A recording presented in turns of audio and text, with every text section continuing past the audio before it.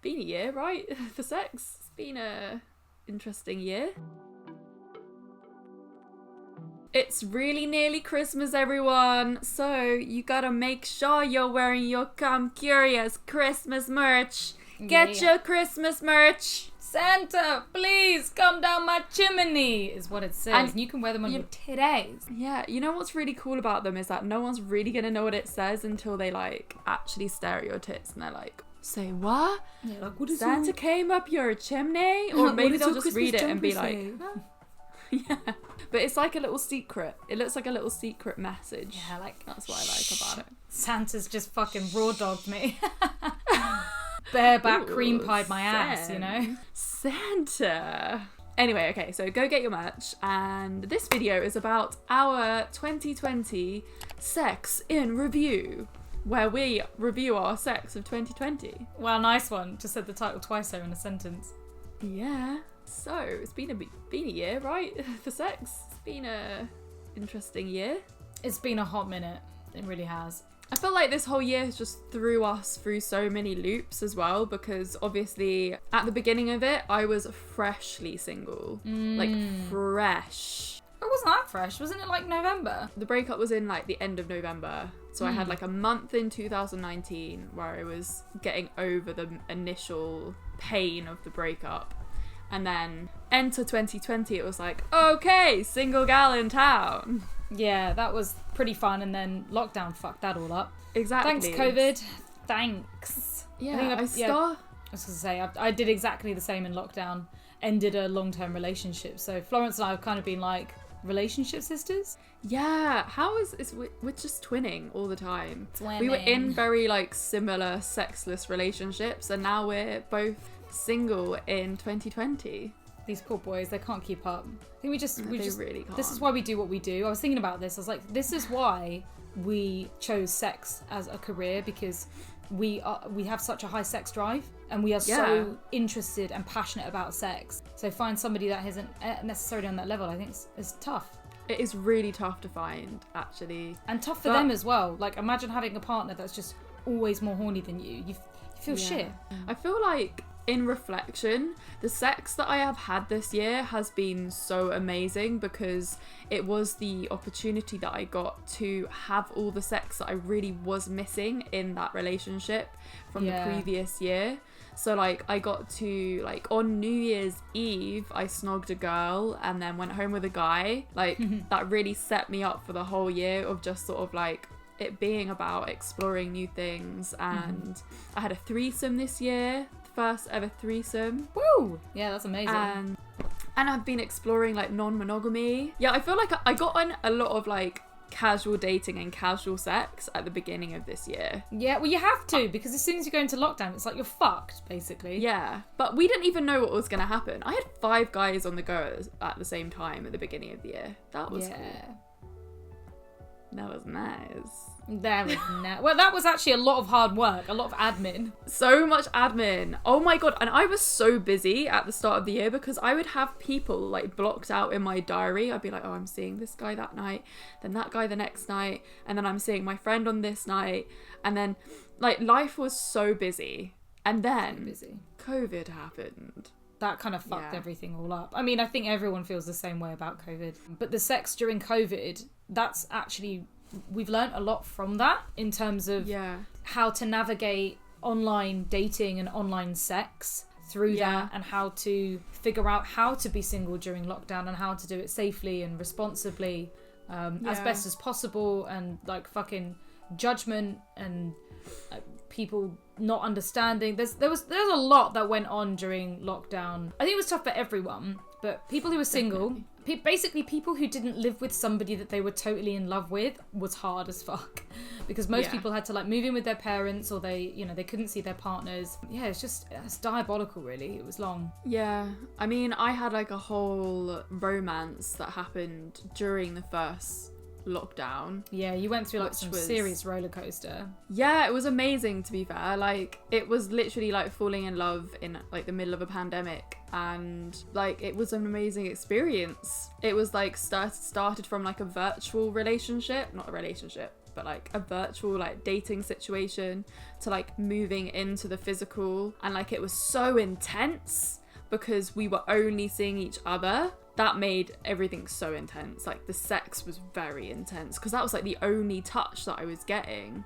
So this year has just been so crazy for sex because of that as well. Like we've been starved of physical contact with people, so it's made sex so much more important.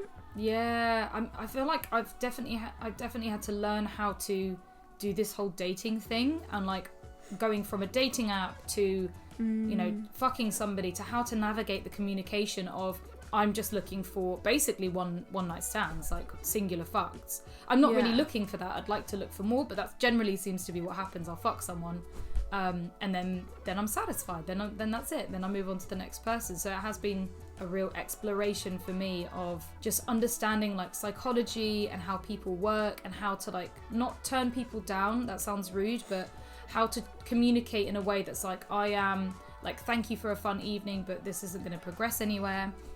I've had some really interesting fucks this year, I think. Yeah. I think we both have had really interesting life lessons when it comes to sex. And a lot of firsts. I squirted for the first time. I pegged a guy for the first time. I got completely tied up on a one night stand, like blindfolded, gagged, fucked with a dildo. Fucked a giant cock, which I thought I wasn't going to be able to take, but I took it like a champ. Nice. I went celibate for 2 months. Oh my god, I forgot about that. 2 months of 2020, I was 2020, 2 months of celibacy for me, and that was really difficult. That was a challenge. I don't know why you did that. That was madness. Absolute madness. I just didn't want to fuck anyone else. It was like I was heartbroken. The heartbreak would that will fuck, because it also like stops you being horny, so you probably could manage it a bit more than you normally would have being heartbroken or depressed. Yeah, because I definitely wasn't as horny as I usually was. And then by the time like 2 months passed, and then I was just like, just gonna have sex again. And you were ready. It was probably good to have that break. It reminded you like what you needed. You probably needed that time to look after yourself. Yeah. Because yes, exactly. If you're not feeling in a good place, you fuck someone and then you might feel shitter afterwards. Yeah, I feel like it's been a year of growth in so many ways. Yeah. I've like learned how to have like deeper connections with people. I've learned to communicate with people about what I actually want. Yeah, not what like just go along with the flow, like what you're looking for. Yeah.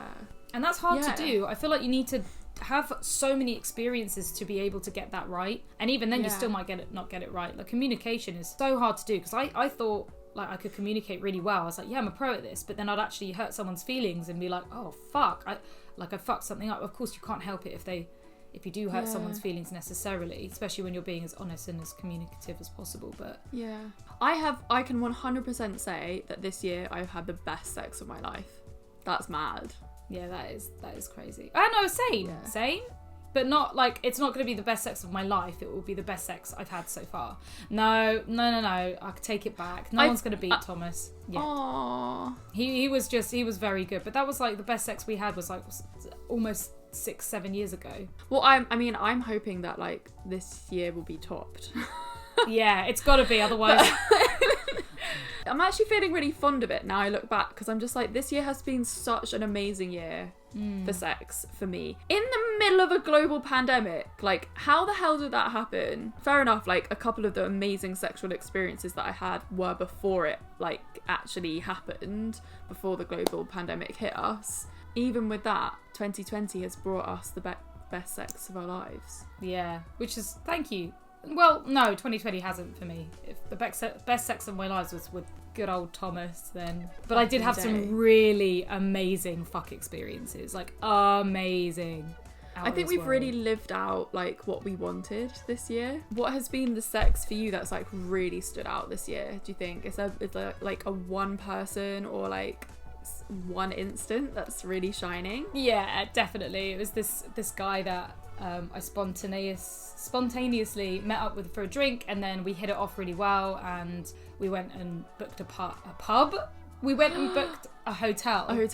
Yeah, and had like really mad hotel sex, like all night, 2 hours sleep, And it was like in a shitty Travelodge. It was so shit, but had such a good time. I was like just thinking, I was like, every time I have sex with this partner, it's just the best time. But then I'm like, oh yeah, that time I had sex and I was high. Oh my god, yeah, like that out of body experience sex. Amazing. That was really good. That was good. I had like I swear I had a 5-minute orgasm. That's fucking insane. Like, I mean, time does go slow when you're high. Yeah, it was really good. It was really good. So I feel like that's probably my top fuck. I was very much like in my imagination, and like I just remember having the craziest orgasm. Yeah. Oh god. I think that Also, must be why my fuck was so good, because it was just constant G-spot orgasms, like constant. Yes. And then also nipple gasms and body gasms, tickling feet gasms. It was just like out of this world. Oh shit. Out of this world insane. I was like, I didn't even know my body could do that, you know? Yeah. Oh my god, I could actually talk about the sex this year for hours. Yeah, forever. But because probably there's shouldn't. a lot. There's a lot. Yeah. So anyway, if you have what do I want to say? So anyway, if you have your best sex of 2020 moments, please comment them down below. What is your 2020 sex year review? Yeah, please guys, we want to hear. And hopefully, if you haven't had the best sex so far, you will next year. Have faith. We can do this. We can get through this. The end of the year is so close. 2021 is where it's at, man. Where it's at. I can't wait for 2021 summer. That's going to be so good. So if you like this video, give it a huge thumbs up and subscribe to this channel if you have not already. Yeah, baby. And of course, you can check us out on Instagram, Come Curious. And then our personal accounts, Reed Amber X and Florence Bark. And check out our podcast, Fucks Given, for all manner of different juicy, more delicious sex talk. Yeah. Oh yeah, I actually want to plug my own solo podcast, which is on the Fucks Given feed, which I haven't done in any videos, which is probably quite bad. But anyway, a podcast all about how to heal your heartbreak. So if you are going through a heartbreak, this podcast is what you need to be listening to. I talk to a bunch of different experts, even my mum, for advice. Mums are the best at like advice when it comes to heartbreak. I mean, they give you like the real nurturing, comforting. Actually, not all mums are the same. I was gonna say, my mum doesn't sound like that at all. My mum's like extremely practical. So anyway, go check that out. The links will be down below. I mean, it's on the Fucks Given feed, so you will see it if you are subscribed there. Amazing. And of course, do check out our merch. We have Christmas merch available right now. Santa can come down your chimney and you can wear it in secret. Or we have our actual, real life, fully amazing merch coming, where you can wear either Curious or Fucker on one of these cool, eco-friendly, sustainable, fair trade, vegan t-shirts and hoodies. So, oh my god. Shit. Excited. Shit. You are gonna be, oh my god, I can't wait for people to start sending in all the pictures of themselves wearing our merch. Yeah, baby. It's gonna be so good. But we will see you in a couple of days, guys, with our next video. Actually, we won't, because it's Christmas and we are taking a Christmas break. Yeah, we are taking a Christmas break. So through the week of Christmas and up to Boxing Day, we will not be posting any YouTube videos. Hope that's okay with you lovers. But of course, I think... Yeah. Oh no, we won't even... I think we stopped the podcast as well that week. Yeah. Because everyone's going to be anyway, happy holidays. Yeah, enjoy the weakness of us. Ha ha ha ha ha ha. You know, we're doing it on purpose to make you see what you're missing. Oh yeah.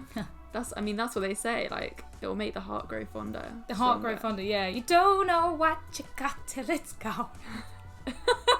Exactly. Anyway, we will see you after the holidays on the 30th of December. Yeah, baby. Sending you lots of love. Bye. And Merry Christmas, of course. Merry fucking Christmas.